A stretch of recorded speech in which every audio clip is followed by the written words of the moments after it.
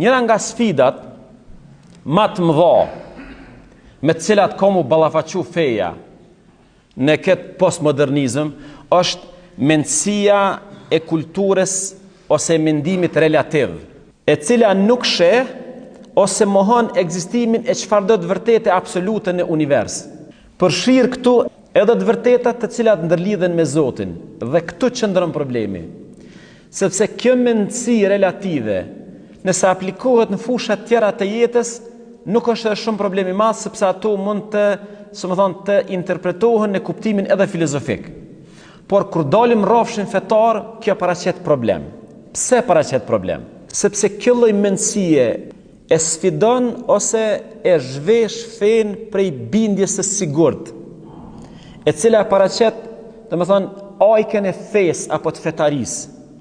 Nuk mund të kemi fe pa bindje të sigurt, pa bindje të paluhatshme, sidomos për disa çështje të cilat i transmeton ose i thot feja. Ekzistimin e Zotit, ekzistimin e botës tjetër, ekzistimin e profetëve, ekzistimin e librave të shenjta, që janë fundamente mbi të cilat mbështetet një bindje e sigurt.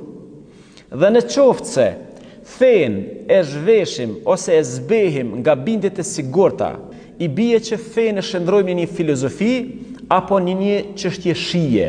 Ti kish shije me besu kështu apo s'kish shije me besu kështu, secili e ka shijen e vet. Është mirë me pas njerëz të parasysh një gjë të tillë.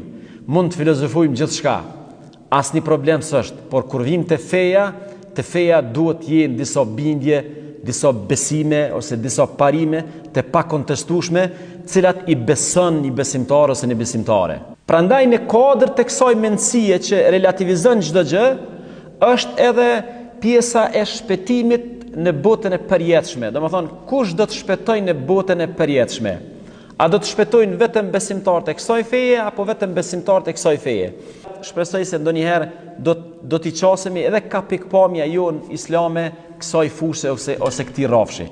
Por e rëndësishme është që duhet ta ndajmë, mendësinë e relativizimit çështjeve të jetës, që nuk ka problem që ato mund të relativizohen, por kur flasim për Zotin dhe kur flasim për besimin, gjithsesi besojmë në disa të vërteta që për ne, po thamë edhe një herë, janë absolute. Dhe nuk mund të ngrisim logjikën e atyre që shpesh thojnë krejt politikanët janë të njëjtë, krejt fetë janë të njëjtë, ton po gënjejnë, ton po luajnë, ton janë të shitun, ton janë.